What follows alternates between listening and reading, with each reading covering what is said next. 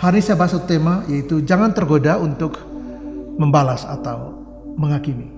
Jangan tergoda untuk membalas dan menghakimi. Ini sebenarnya saya angkat dari kasus konseling di mana orang-orang yang mengalami situasi yang mereka merasa teraniaya.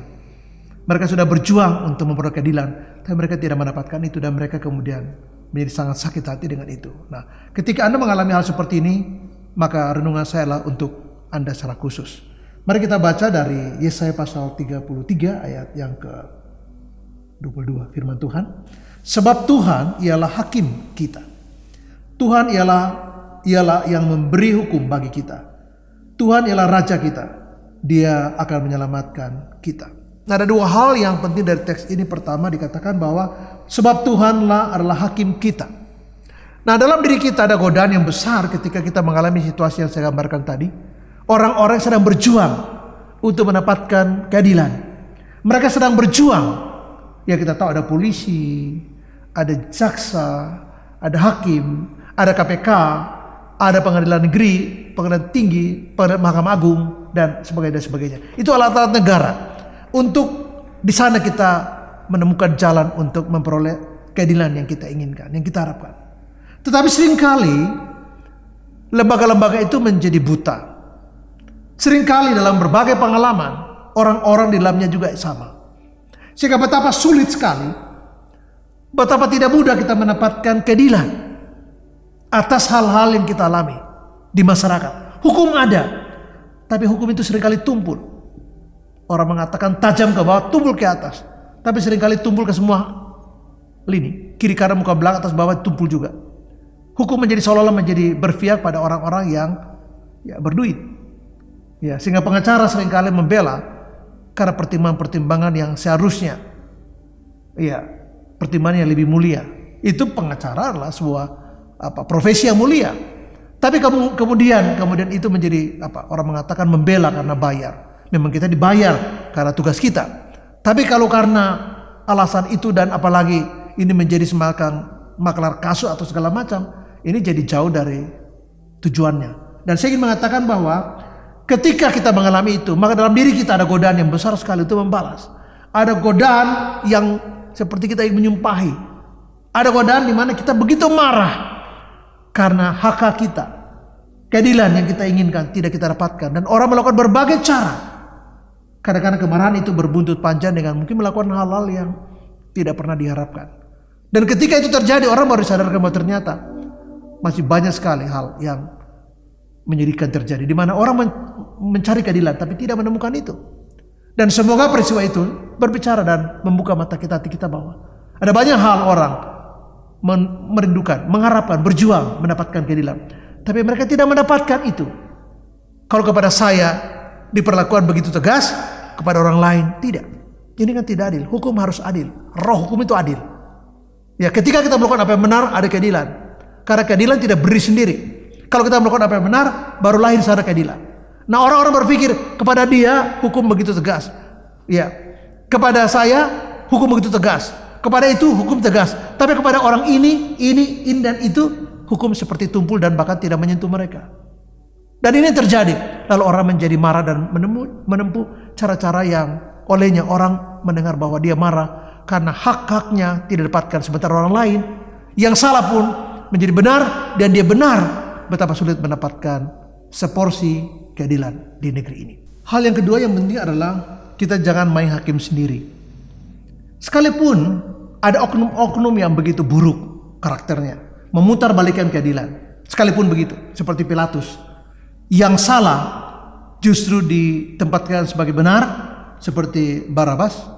Sementara Yesus yang benar ditempatkan sebagai salah. Dan itulah potret dari pengadilan kita. Kalau itu benar, maka kita tergoda untuk main hakim sendiri. Dan saya katakan jangan. Walaupun ada banyak hal yang mengecewakan, tapi kita berdoa buat lembaga-lembaga ini, buat oknum-oknumnya, buat kepolisian, buat kejaksaan, kehakiman, pengadilan negeri, pengadilan tinggi, Mahkamah Agung. Kita berdoa. KPK, kita berdoa. Walaupun terbatas karena oknum-oknum dalamnya bisa bermasalah, tapi kita gak punya cara lain. Yang penting kita tidak main hakim sendiri, itu berbahaya. Kalau kita main hakim sendiri, ingat bahwa ada Tuhan. Jangan main hakim sendiri karena itu akan merusak tatanan. nanti makin lebih kacau. Kalau kita tidak mempercayai itu, tidak berarti kita menghakim sendiri. Yang benar adalah kita berdoa, kita mendorong supaya lembaga-lembaga yang terkait dengan penegakan hukum bisa berjalan dengan baik, bisa berjalan dengan sebagaimana mestinya. Tapi kita ingat, kalaupun itu tidak berjalan dan nampaknya buruk, jangan main hakim sendiri. Nah, godaan kita ada di situ. Yang kita lakukan ialah kita hidup benar saja. Kita hidup benar saja. Karena apa? Karena ketika kita main hakim sendiri, nah main hakim sendiri itu akan mendatangkan banyak masalah. Bahkan akan merusak tatanan yang sudah bagus walaupun pelaksanaan tidak bagus. Main hakim sendiri justru membuat kita menjadi hakim. Dan ini tidak baik. Mengapa? Bagian kita lah kita hidup benar. Bagian kita mendoakan saja. Bagian kita jangan main hakim sendiri. Kenapa? Ada Allah. Dan ini akan saya bahas di poin yang ketiga. Hal yang ketiga, bahwa ingat Tuhan itu ada. Alkitab katakan di sini bahwa Tuhan ialah hakim kita. Ya, Tuhan memberi hukum bagi kita, baik tertulis maupun tidak tulis. Tuhan adalah raja kita. Dia akan menyelamatkan kita. Kalau kita melihat dari teks ini, maka kita harus percaya bahwa kalaupun lembaga-lembaga penegak hukum tidak berjalan sebagaimana yang kita harapkan dan keadilan seolah kita tidak dapatkan, ingat bahwa Tuhan ada dan Tuhan itu benar dan adil. Dia hakim. Sehingga mungkin Anda merasa tidak mendapatkan keadilan atau Anda mungkin merasa terzolimi. Ingat bahwa ada Tuhan. Dan Tuhan punya cara untuk melakukan apa yang menjadi keadilannya. Tuhan punya cara untuk menerapkan kebenarannya bagi kehidupan kita dan juga bagi kehidupan orang-orang yang mungkin telah menzalimi kita. Orang-orang yang mencaci maki kita, memfitnah kita, menuduh kita, menjahati kita, merugikan kita. Ada 6 hal yang saya ingin katakan di sini. Yang pertama, bahwa Tuhan menegur, entah keras, entah lambat, entah cepat, entah lembut. Jadi Tuhan menegur kita, baik lewat firman Tuhan, lewat nasihat orang-orang dekat kita, mungkin juga oleh peristiwa-peristiwa alam. Yang kedua, bahwa orang bisa sakit. Saya tidak mengatakan bahwa sakit itu teguran Tuhan, tidak. Tapi orang bisa sakit. Sekuat apapun kita tidak imun terhadap sakit. Kita bisa sakit. Yang ketiga, Anda bisa jatuh. Raja-raja banyak yang hebat jatuh juga. Kerajaan-kerajaan banyak yang hebat hancur juga, pecah juga. Banyak sekali raja-raja Israel, baik kerajaan utara, baik juga kerajaan selatan, satu persatu tumbang. Mengapa? Karena mereka hidup tidak benar. Mengapa? Karena mereka bermasalah dengan Tuhan. Yang ketiga, bahwa Anda bisa bangkrut.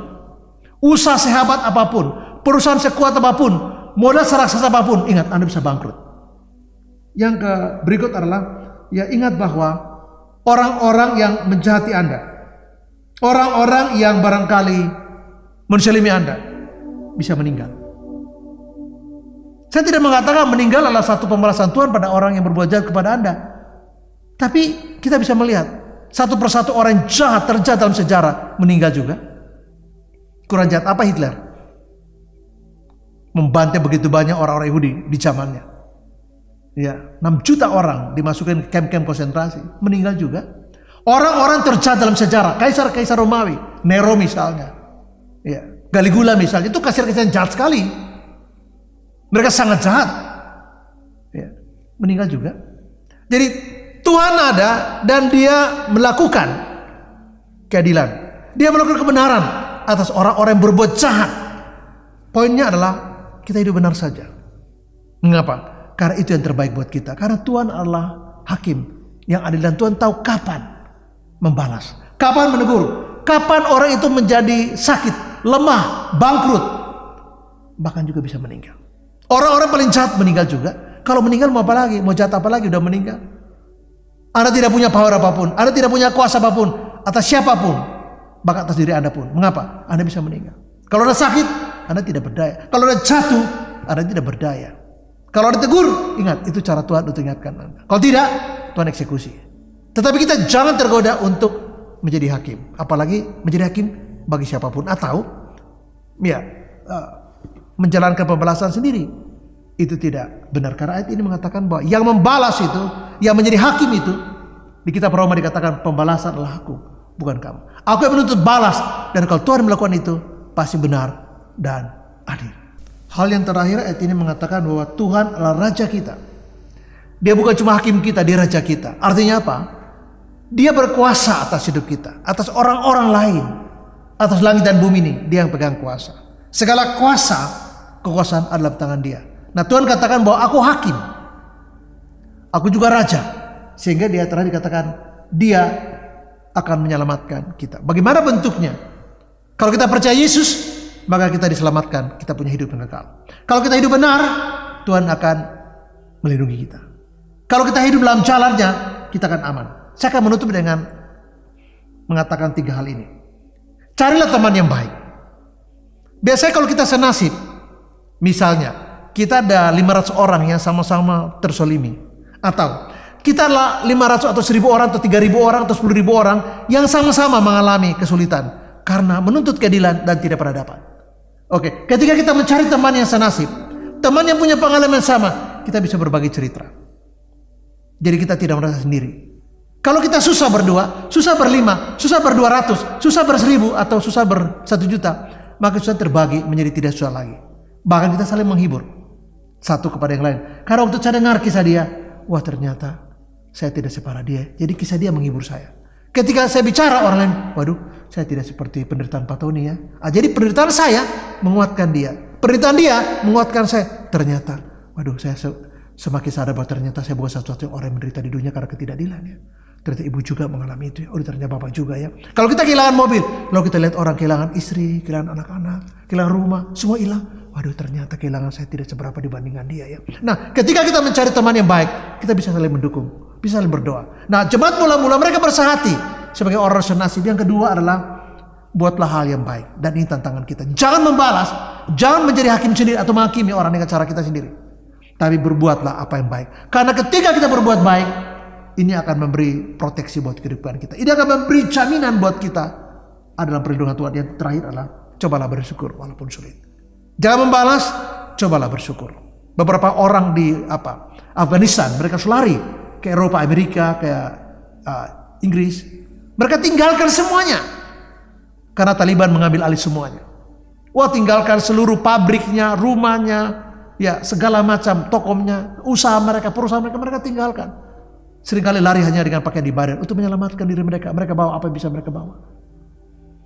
Dan kemudian mereka berjuang dan mereka berhasil di sana. Udahlah, mereka melupakan semua karena situasi berubah. Tapi apakah itu ending? Tidak. Apakah itu akhir segalanya? Tidak. Ini cuma satu transisi, ini satu krisis yang bisa kita lewati. Mengapa? Karena kita tahu bahwa Tuhan adalah Raja kita. Dia hakim, dia akan bertindak dalam kebenaran, dalam keadilannya, dia akan menyelamatkan kita, karena dia Raja. Segala kuasa di surga dan di bumi adalah tangan Yesus, dia Raja kita. Sehingga kita jangan takut dan pesimis. Mungkin kita tidak mendapatkan keadilan dari manusia, tetapi Tuhan adalah Tuhan yang adil, dia memberi keadilan. Jadi jangan takut, berbuatlah apa yang baik. Jangan takut, bersyukurlah, karena bukan cuma kita yang mengalami ini. Carilah teman sebanyak mungkin orang yang punya nasib yang sama, punya pengalaman yang lebih sama. Kita bisa berbagi cerita dan kita bisa saling menguatkan. Apalagi kalau kita dalam Tuhan. Kita tahu bahwa penghiburan sejati ada dalam Yesus. Jangan marah, jangan menghakimi, karena Tuhan adalah hakim yang adil, Tuhan adalah Raja, dia yang berkuasa, dia menyelamatkan kita. Tuhan memberkati dan shalom. Amin.